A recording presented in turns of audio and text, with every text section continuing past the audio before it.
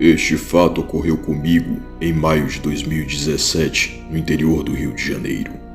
Na época, eu era um jovem muito católico e nas minhas férias do trabalho sempre separava uns dias para fazer um retiro espiritual em alguma comunidade religiosa ou convento. Naquele ano, havia escolhido um mosteiro beneditino. Como sou do interior da Bahia, havia ligado e informado sobre a possibilidade de visita com quase um mês de antecedência. Foi relativamente fácil achar uma vaga e me desloquei para lá com muita expectativa, já que nunca havia visitado uma comunidade de vida monástica tão rígida antes. Cheguei no ponto marcado ao final da tarde. Já havia pouca luz e, como o bairro é numa região alta, fazia muito frio. Me abriguei próximo a uma marquise de um estabelecimento que parecia fechado há anos. Tentava aquecer meus braços enquanto aguardava a chegada da carona que me levaria até o mosteiro.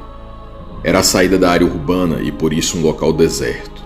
Via uma vendinha ao longe iluminada por uma solitária lâmpada de luz amarela.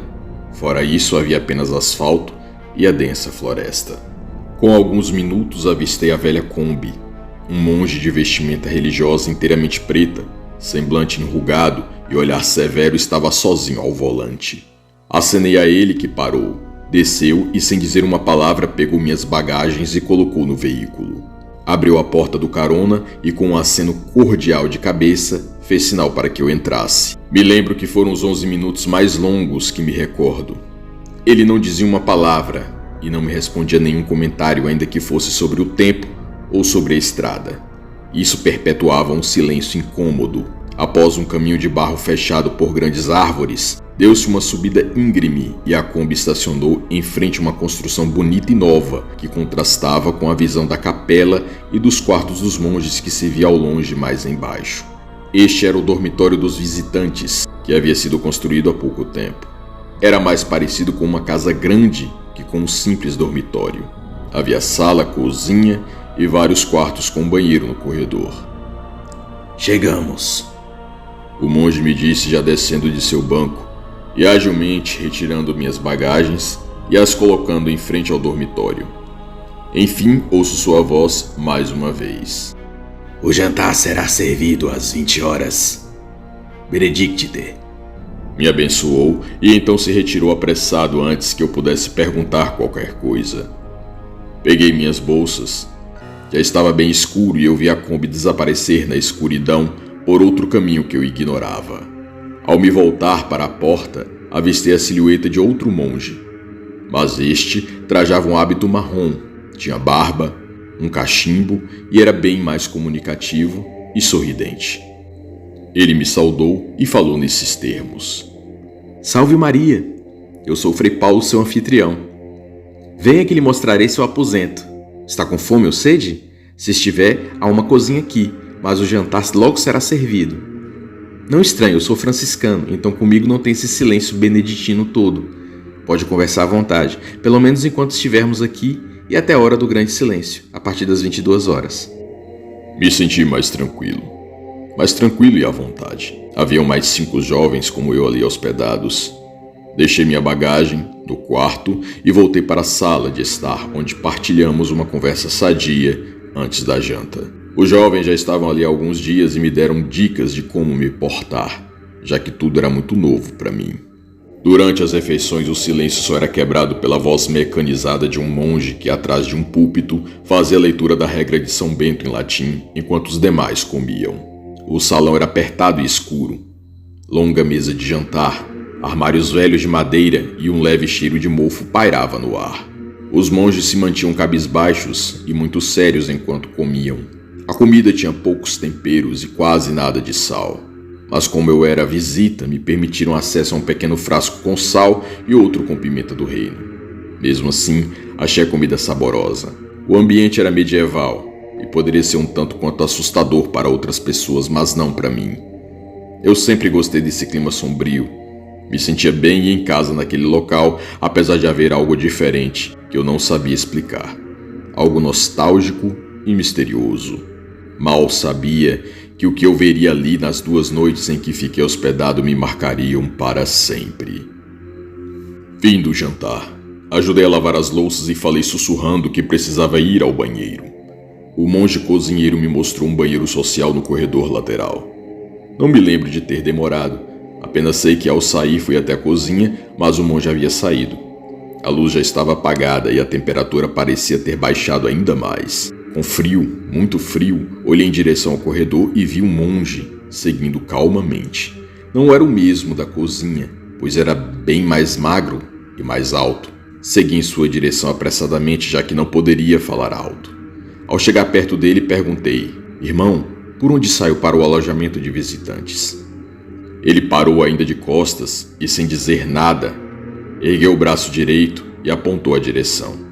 Não vi seu rosto, pois estava coberto com o capuz da vestimenta religiosa. Sua mão era pálida, muito pálida, e havia unhas um pouco longas.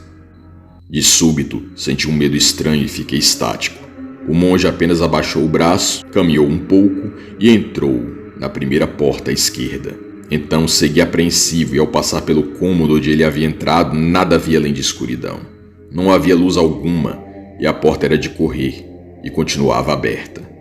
Me senti apavorado, como se algo monstruoso fosse sair dali de dentro para me atacar. Apressei o passo e saí em direção ao alojamento, sempre olhando para trás com a sensação incômoda de estar sendo seguido. Ao chegar no dormitório, avistei o Frei Paulo conversando com o superior do mosteiro beneditino, Dom Agostinho, que parecia estar preocupado antes de me ver e sorrir timidamente para mim. Pedi sua bênção e me dirigi ao quarto, mas não pude deixar de ouvi-lo falar com o Frei Paulo algo estranho. Ele disse: "O que você quer que eu faça? Exorcismo não dá jeito. Oração não dá jeito. Vou fazer o quê? Demolir o mosteiro?" Nada mais ouvi ao entrar no quarto. Essa fala poderia me perturbar, mas devido ao cansaço, dormi rapidamente. Veio a manhã que seguiu tranquila. Eu foquei no trabalho e nos momentos de oração. Estranhamente, me lembro muito pouco do que fiz, exceto que após o almoço, eu passei pelo mesmo corredor da noite anterior.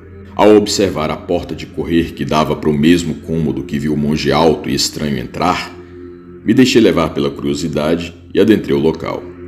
Para minha surpresa, não era um quarto ou sala, apenas um depósito imundo lotado de madeiras para fogão a lenhas, e não havia eletricidade nem espaço sequer para uma cama.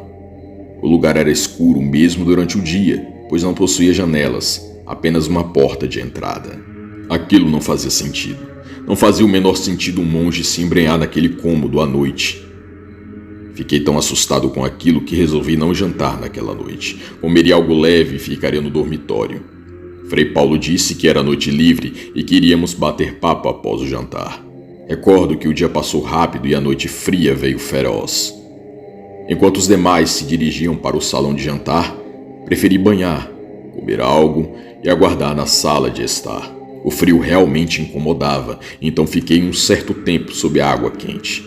Ao sair do chuveiro, senti uma brusca queda de temperatura, mesmo com o vapor quente que ainda estava dentro do banheiro. Me vesti e, ao me dirigir pela direita, senti uma presença. Ao olhar para trás, tive a impressão de ver na parte mais escura do corredor uma mulher com longos cabelos negros e vestida de branco. Aquilo seria inadequado para não dizer impossível. Esfreguei os olhos e forcei as vistas, mas nada mais vi. Não havia nada lá. Após o lanche e uma longa conversa com os que ali estavam, Frei Paulo nos avisou que já estava na hora do grande silêncio, onde nos recolhemos em nossos quartos para dormir, rezar, estudar. Toda a conversa era estritamente proibida a partir das 22 horas. Então me recolhi em meu quarto e ajoelhei para rezar. Após alguns minutos, eu senti um leve cheiro de cigarro e ouvi como duas pessoas conversando. Estranhamente, de alguma forma, estavam do lado de fora. Pensei em abrir a janela de madeira, mas achei melhor não. Eles deveriam ter seus motivos para conversarem ali fora naquela hora, ainda que fosse contra as regras. Me deitei e então notei algo incomum.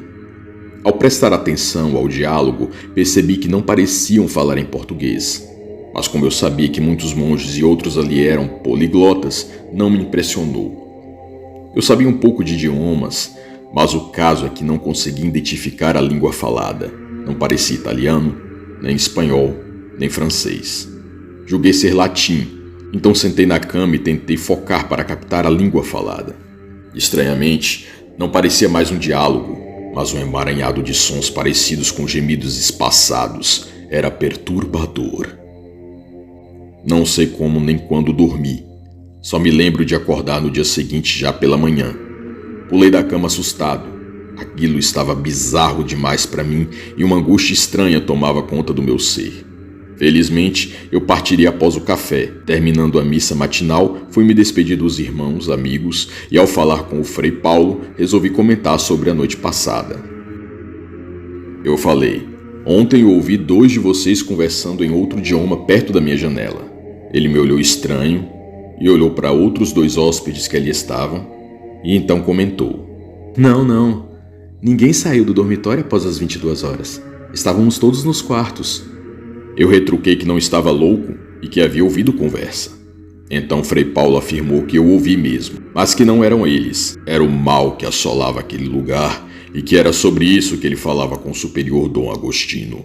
Então ele me contou algo que, se eu soubesse, nem teria entrado naquele dormitório. Respirou fundo e falou nestes termos: Desde que cheguei aqui há 3 meses junto com outros rapazes que querem ser monges, que escutamos barulhos e conversas estranhas ao redor do dormitório à noite e na madrugada. 2 dos jovens que voltaram para suas casas com medo e meio perturbados alegaram ver um monge pálido vagando pela floresta noturna. E eu vi no corredor, saindo da escuridão, uma mulher de branco, cabelos longos e escuros e que possuía buracos negros no lugar dos olhos e da boca. Foi aterrorizante. Dias sem dormir. Este lugar já foi benzido e exorcizado, mas nada parece dar jeito. Dizem que tem a ver com o cemitério indígena antigo por aqui ou nas redondezas, mas eu não sei. Eu só rezo que isso não abale minha fé. Eu fiquei estarrecido e antes que eu tecesse um comentário, uma fiel chamou o Frei. Ele me desejou boa viagem e foi atendê-la. Nunca comentei este fato abertamente desde que aconteceu. Eu já não sou mais católico e jamais voltei ao mosteiro desde então. Contudo, nunca saberei o que realmente havia ou há lá. Poderia haver um mal tão resistente e poderoso ao ponto que orações contínuas, bênçãos e mesmo um exorcismo solene não seriam capazes de expulsá-lo? Em que consiste realmente a luta entre luz e trevas? Existe de fato um embate entre o bem e o mal? Ou ambos pertenceriam a alguma lei desconhecida que remeta ao equilíbrio universal? São questionamentos que nos estremecem. E quanto a você, acredita? Eu vivi isso e não compreendo. Talvez o sobrenatural não seja para ser compreendido, e sim para ser vivido. Nada deixado a sentir, nada a compreender.